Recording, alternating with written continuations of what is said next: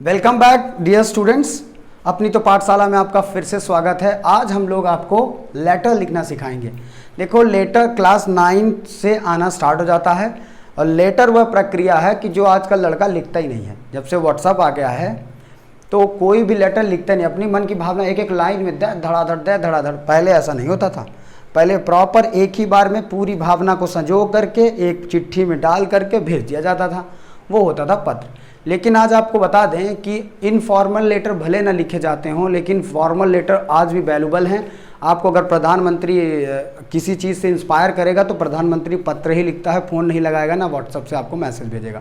यानी अगर सरकारी जॉब भी आपको लगेगी तो आपको लेटर ही आएगा, अपॉइंटमेंट लेटर। आज भी आपको मैसेज से इन्फॉर्म नहीं किया जाएगा। मेल है पर वो भी लेटर के हिसाब से ही आता है। यानी आपको एक लिखित डॉक्यूमेंट्स चाहिए ही चाहिए होता है। समझ रहे हैं आप लोग? नहीं समझ रहे हैं भुगतोगे। तो आइए समझते हैं पत्र लेखन क्या होता है, यानी लेटर्स क्या होते हैं। लेटर्स बच्चों दो प्रकार के होते हैं। कितने? दो। एक होता है वही जैसे अभी हमने बताया फॉर्मल लेटर। क्या होता है? Formal letters. और सेकंड जो होता है वो इनफॉर्मल लेटर होता है। ये आप लोग ज़्यादा जानते भी होंगे, लेकिन आज मैं ऐसे क्लैरिफाई कर दूंगा कि आपको कभी नहीं भूलेगा कि इनफॉर्मल और फॉर्मल में क्या दिक्कत होती है। बेसिकली फॉर्मल लेटर्स के बारे में बात करने से पहले इनफॉर्मल लेटर के बारे में जानते हैं।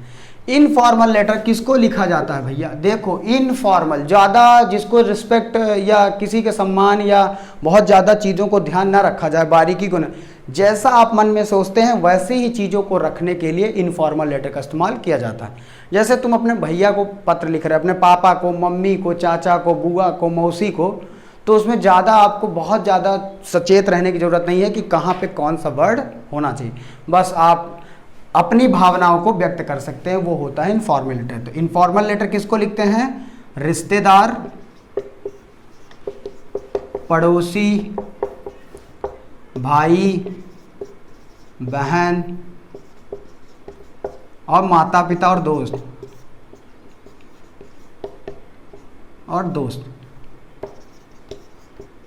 अच्छा, तुम लोगों के फायदे की बात तो बताना भूल ही गया भैया। ये 9वीं में जब आएगा लेटर तो 10 नंबर देगा, 10वीं में जब आएगा तो ये 8 नंबर देगा, 11वीं में जब आएगा तो भी 8 नंबर देगा, और 12वीं वालों के लिए 7 नंबर का ये क्वेश्चन फिक्स है।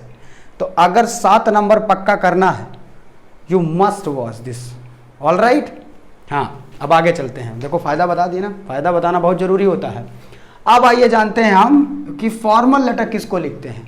फॉर्मल लेटर उसको लिखते हैं जिसको, मतलब आप ऐसे कर लो कि बहुत ही खतरनाक, जिससे डायरेक्टली आप अपनी भावना को शेयर ना कर सकते हो, जिसमें भावना से ज़्यादा एक्चुअलिटी डिपेंड करती है। जैसे आप कलेक्टर से अगर बात करना चाहते हैं या कलेक्टर को अपनी इन्फॉर्मेशन देना चाहते हैं आईएएस को, तो आप भावना नहीं मैटर करती। वहाँ की आपके एरिया की रोड खराब है, आपके शिक्षक खराब है, स्कूल खराब है, हॉस्पिटल खराब है, तो एक्चुअल आपको प्रॉब्लम लिख के भेजनी पड़ेगी। तो उसमें क्या होता है, बारीकी का ध्यान रखना पड़ता है। और ज़्यादातर आपके एग्जाम में हालांकि दोनों ही लेटर आते हैं, पर आपको ये ज़्यादा मार्क्स दिलाता है और ये एकदम परफेक्ट होता है, जिसको फॉर्मल लेटर कहते हैं।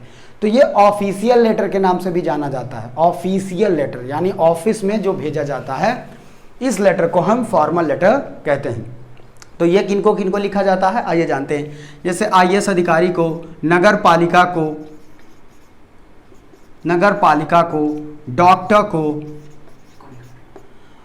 डॉक्टर को, एडवोकेट को, जज को, इस तरह की चीज़ें जो आप आसपास की समय, इलेक्ट्रिक बोर्ड ऑफिस को, जैसे बिजली आपके यहाँ बहुत ज़्यादा आती जाती है, रोड खराब है, यानी ट्रांसपोर्ट परिवहन मंत्रालय को आपको लिखना हो लेटर, किसी मंत्री या मिनिस्टर को लिखना हो लेटर, तब हम फॉर्मल लेटर का इस्तेमाल करते हैं। ठीक है, तो अब ये तो आप जान गए होंगे कि किसको किसको कौन सा लेटर लिखते हैं। इनफॉर्मल मतलब ज़्यादा वैल्यूबल नहीं, अपने परिवार की भावनाओं को व्यक्त करना। उसमें शब्दों की त्रुटि भी होगी तो परिवार समझ लेता है, पर ये वाला नहीं समझता भैया। इसको एकदम टिप टू टिप चाहिए, टिप टू टिप एकदम फिक्स चाहिए। तो इसलिए इसको ज़्यादा आपको ध्यान देना है और इसी को सीखना है। तो पहले इसको सिखाएंगे फिर आपको इसको सिखाएंगे। तो आइए चलिए सीखते हैं। तो डियर स्टूडेंट्स, मैं आप लोगों को एक सब्जेक्ट बताता हूं। मान लीजिए आपके एरिया में बहुत ज़्यादा लाइट जा रही है और आपका लाइट जा रही है, ब्रेकडाउन हो रहा है इलेक्ट्रिसिटी का। तो आपको एक पत्र लिखना है कि हमारे एग्ज़ाम पास आ रहे हैं और लाइट जाने की वजह से हमारी स्टडी बहुत अच्छी तरीके से नहीं हो पा रही है। तो आप उस लेटर को कैसे लिखेंगे? एकदम मक्खन चीज़ है। देखो आपको फॉर्मेट पता होना चाहिए, बाकी आपको बहुत लड़के याद कर लेते हैं लेटर वोटर, याद करने वाली जैसी चीज़ ही नहीं है कोई चीज़। अगर आप ट्रांसलेशन बनाना जानते हैं और कुछ कॉमन लाइंस जानते हैं तो आप पूरी तरह से ट्रांसलेशन को कर सकते हैं या लेटर्स को लिख सकते हैं। तो लेटर लिखने के लिए सबसे इंपॉर्टेंट चीज़ क्या होती है? जब भी आप कहीं पत्र लिखते हैं तो आप ध्यान रखिए सेंडर एड्रेस डालते हैं। क्या डालते हैं?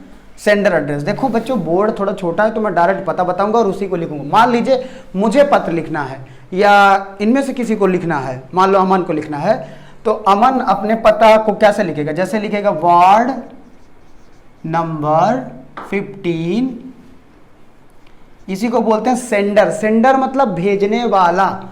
हमेशा लड़के कंफ्यूज रहते हैं, तो भेजने वाला जो भेजेगा उसको पहले लिखना है आपको पता, उसमें दिया हो या ना दिया हो। दिया होगा तो आपको खुद ही लिखा, ऐसे लिखा रहता है क्वेश्चन में, यू आर अनुभव और you are living in 19 street of Lakshmi Bagh Tirupati Balaji, ऐसे कुछ लिखा रहता है पता। तो अगर पता लिखा है तो आप वही पता डालेंगे। पता डालने के तरीके भी हैं, 3 वर्ड से एक लाइन में, और 3 लाइन तक आप पता लिख सकते हैं, वो भी छोटा छोटा, वो भी आपके लेफ्ट साइड में। हमेशा पूरी चीज़ें आपकी लेफ्ट साइड में होंगी। राइट वाला झंझट खत्म कर दिया है एनसीईआरटी ने। तो ये एक अच्छी चीज़ है कि आप कंफ्यूज नहीं रहेंगे कि कौन सी चीज़ किधर लिखनी है, उधर लिखनी है क्या इधर लिखनी है। आप शुरू से लेकर के पते से लेकर के सारी चीज़ यहाँ पास क्या कर सकते हैं? लेफ्ट साइड में। तो ये तो क्लियर रहेगा। एक बात ध्यान रखें कि आप देखें कि लाइन बड़ा एकदम सीधा होना चाहिए। तो आइए लिखते हैं सेंडर एड्रेस। सेंडर मतलब भेजने वाला।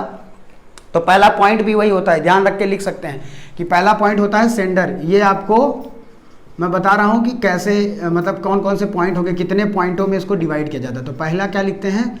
Sender address. सेंडर एड्रेस आप डालेंगे तो वार्ड नंबर 15, फिर अब पते के और आगे चलिए तो बघेड़ी चाक, कॉमा वॉमा नहीं लगाएंगे, बघेड़ी चाक। अब आपका पिन नंबर जो भी होगा 48, 62 और 26, जिस एरिया में हम लोग रह रहे हैं उस एरिया का ये पिन नंबर है। तो 3 लाइनों में आपने लिख दिया पहले सेंडर एड्रेस, कोई दिक्कत? सेंडर एड्रेस के बाद सेकंड नंबर आती है बच्चों आपकी डेट। क्या आती है? डेट। डेट को 3 फॉर्म में लिखते हैं, आप तो 50 फॉर्म में लिख देंगे। जैसे लिखते हैं आप 12/9/2021, ऐसे भी लिख देते हैं। ये डेट बिल्कुल भी नहीं डालें आप, ब्रिटिश इंग्लिश का लेटर से डेट डालें। डेट कैसे होती है? जैसे आज की डेट है 17 सितंबर, तो 17 सितंबर 2021, इस प्रकार लिखें। या तो आप दूसरी प्रकार लिख सकते हैं सितंबर 17, पर वहाँ कामा लगाना पड़ेगा 2021, क्योंकि जब 2 नंबर एक साथ आते हैं तो दोनों को अलग करने के लिए हम एक डैश लगाते हैं। समझ रहे हो आप लोग? तो सितंबर 17, 2020 ऐसे डेट लिखना है, या तो 17 सितंबर 2021, आपको जो अच्छा लगे वो। तो अब दूसरा पॉइंट में हम क्या लिखेंगे? एक लाइन छोड़ करके लिखेंगे डेट, और देखो लाइन से एकदम मिला के बेटा। तो डेट डालेंगे 17 सितंबर 21। ओके, कोई दिक्कत?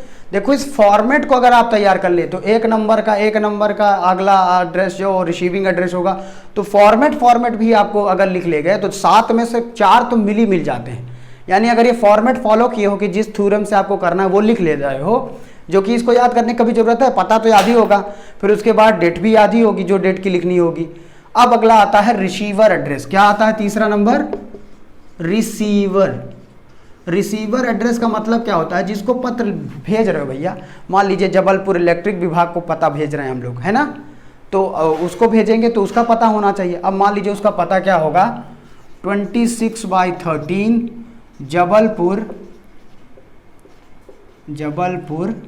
और कोई भी और भी नाम हो सकता है, जैसे जॉर्ज टाउन डाल देते हैं, जॉर्ज टाउन जबलपुर, अब रीवा डाल दी जबलपुर, और अब उसका पिन कोड नंबर जो भी हो 48, 62, 25, हमको नहीं पता है, आप जो भी होगा डाल सकते हैं। ये भी लाइन में होना चाहिए। बात समझ में आ रहा है? यानी पहली 3 लाइनों में आपका, ये मैं गोला लगा रहा हूँ, आपको गोला लगाना नहीं है, मैं समझा रहा हूँ। This is called sender address, और ये आपका डेट हो गया है, ये आपका रिसीवर एड्रेस। 3 चीजें हम आपको बता चुके हैं। रिसीवर एड्रेस आप इतना भी अगर लिख देते हैं तो आपको जो चेक करने वाला होता है कम से कम 3 नंबर तो आपको पकड़ा ही देगा। कितना नंबर? 3 नंबर। और हाँ, बोल सकते हैं आप लोग, इतना डरने के बाद में वीडियो है सुनेंगे तो और क्या। तो अब तीसरी चीज जो आती है आप लोगों की, वो आती है आपकी चौथी नंबर। ये कितना सरल लग रहा है ना, आसान है, ये चीज तुम फॉलो कर लोगे भैया। सेंडर अपना पता, डेट तारीख, फिर रिसीवर जिसको भेज रहे हैं उसका पता उसमें दिया रहेगा, नहीं दिया रहेगा अपने से बना के लिख देंगे। इलेक्ट्रिसिटी बोर्ड या जो भी जहाँ का पता होगा, भैया इलेक्ट्रिसिटी बोर्ड कहाँ है वहाँ का डाल देंगे। और चौथा नंबर आता है सैल्यूटेशन। सैल्यूट से बना है सैल्यूटेशन, सैल्यूटेशन आप लिख सकते हैं। अब सैल्यूटेशन का मतलब होता है सैल्यूट करना, सम्मान करना, है कि नहीं, नमस्ते करना। पहले आप लोग क्या करते थे, सब्जेक्ट लिखते थे फिर सैल्यूटेशन लिखते थे, पर एनसीईआरटी के हिसाब से बदलाव जो आया है नया, उसमें आपको सैल्यूटेशन पहले ही लिखना पड़ेगा। क्या लिखना पड़ेगा? तो आप जैसे आप अगर उनका नाम जानते हैं तो जिसको बोर्ड ऑफिस भेज रहे हैं तो नाम लिख दीजिए, नहीं तो सबसे जेंटल और आइडल वर्ड होता है डियर। कौन सा? डियर एक ऐसा शब्द होता है आप सबका बोल सकते हैं, डियर सर, बहुत ऑनरेबल बोल टाइप के बोलते हैं, रिस्पेक्टेड सर, ऐसा कुछ इज्जत देने की जरूरत नहीं। प्रिय, क्या प्रिय सबसे अंग्रेजी में जैसे जेंटलमैन बोलते हैं ना, जेंटलमैन माने होता है सज्जन व्यक्ति, उसी प्रकार से डियर बहुत प्रिय वर्ड होता है किसी को संबोधित करने के लिए। तो डियर सर, अगर आप जानते हो कि जो पत्र पाने वाली मैम है तो आप इसकी जगह मैम लिख सकते हैं, कोई दिक्कत? समझ में आ रहा है? मैं मैम नहीं लिख रहा हूँ, मान लीजिए सर ही हूँ, आपको जानना जरूरी है। और अगर जो नाम पता है कि मिस्टर दास को मिल जाने वाला तो डियर मिस्टर दास सर, क्या लिखेंगे? नाम अगर जानते हो। ज़्यादातर आप ऑफिसों के नाम कहाँ जानते हैं, मान लीजिए बोर्ड विभाग में करना हो, ट्रांसपोर्ट विभाग में, तो नाम नहीं जानते, तो आप यही लिखिए डियर सर। तो यानी 4 नंबर हो गया। 5वां नंबर आता है, और 5वां नंबर आता है तो जो बीचों बीच लिखते हैं उसको बोलते हैं सब्जेक्ट। क्या लिखते हैं बेटा? अब सब्जेक्ट आपका क्या है? 5वां नंबर सब्जेक्ट, उसी पर लिखेंगे। ये बहुत इंपॉर्टेंट फैक्ट होता है, जो ही लेटर पाता है सबसे पहले उसकी निगाह सब्जेक्ट में जाती है कि किस विषय के लिए पत्र हमारे पास आया है। तो ब्रेक डाउन ऑफ इलेक्ट्रिसिटी यानी बार बार लाइट का कटना। सब्जेक्ट हमेशा 3 से 4 शब्द में ही लिखना है। कितने? 3 से 4 वर्ड, ज्यादा नहीं लिखना कि मार लिखे लगा जोता जोत जोत इदारा पूरा जोतना नहीं है, बस 4 लाइन। उसको ढूंढो कि क्या है, जैसे कि रोड प्रॉब्लम है, इलेक्ट्रिसिटी प्रॉब्लम है, अनहाइजीनिक है, आपके एरिया में लोग सड़कों के किनारे गंदगी फैला के चले जाते हैं तो अनहाइजीनिक है। तो आपको बहुत छोटे में 4 वर्ड में ढूंढना है कि सब्जेक्ट क्या होना, 4 से 5 शब्द नहीं होने चाहिए।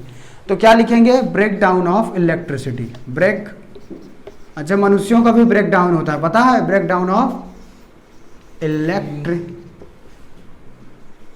बहुत सारे वैज्ञानिक जो हमारे साइंटिस्ट थे उनका कई बार ब्रेक डाउन हुआ, जिसको कहते हैं नर्वस सिस्टम डाउन हो जाना। हम कहाँ हैं, हम क्या कर रहे हैं, मतलब अपनी स्थिति को खो देना, बेहोश हो जाना, चक्कर आ जाना। एडिशन वगैरह को ब्रेक डाउन खूब होता था, जानते हो एडिशन को? थॉमस अल्वा एडिशन को नहीं जानते? तेरी कहीं नालायक कौन है तो ब्रेक डाउन ऑफ इलेक्ट्रिसिटी ये आपका सब्जेक्ट हो गया। समझ में आ रहा है आप लोगों को? तो अब आपके 5 टॉपिक आपके तैयार हो गए। आपने सेंडर एड्रेस, डेट और रिसीवर एड्रेस, सैल्यूटेशन, सैल्यूटेशन मतलब सम्मान, किसी को इज्जत देना, और उसके बाद सब्जेक्ट। पहले सब्जेक्ट होता था फिर सैल्यूटेशन होता था। अब मेरा बोर्ड छोटा पड़ रहा है, अब इसके आगे के लिए मैं थोड़ी देर रुक ले। अब मेन चीज आता है, जो आपकी अपनी समस्या है उसको आप कैसे एक्सप्लेन करेंगे।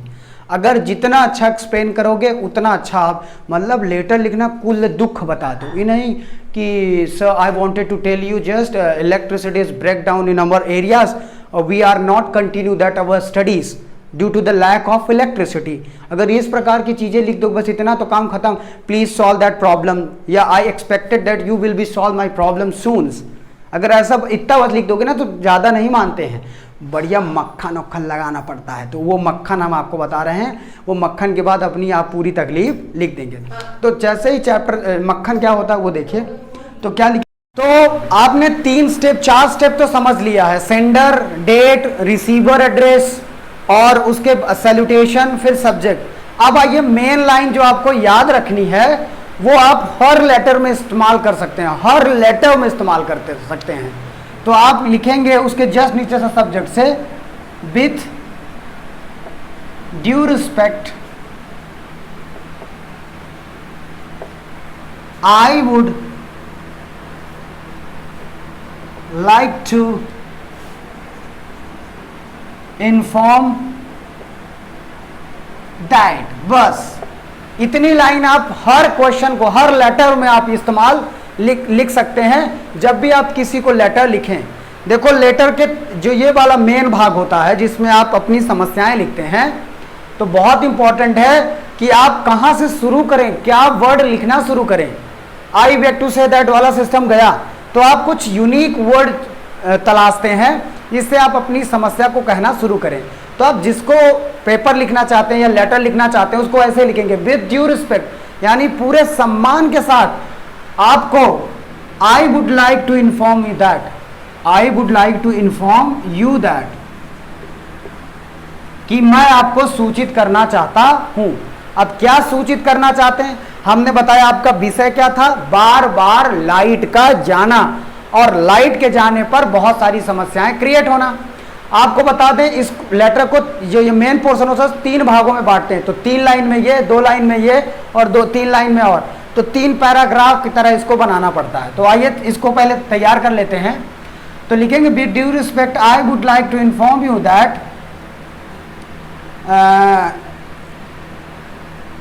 माई नेम इज, ऐसे लिख सकते हैं, माई नेम इज अंशुल, या जो भी नाम हो आपका, Anshul. I live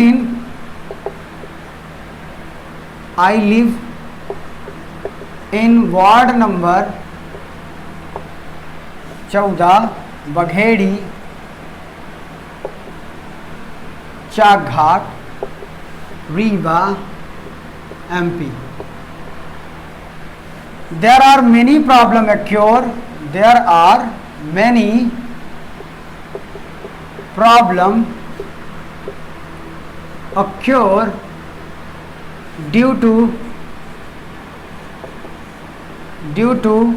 breakdown of electricity. Breakdown of electricity.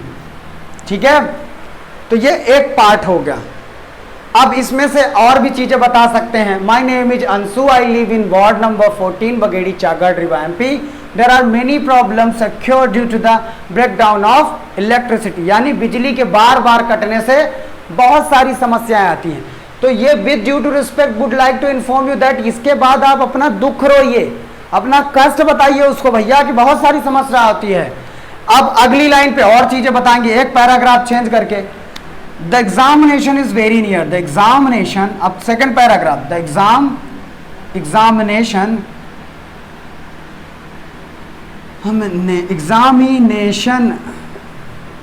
Is very near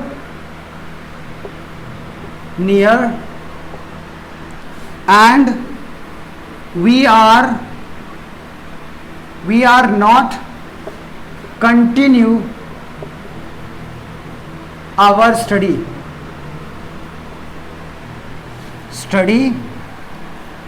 properly due to lack of electricity.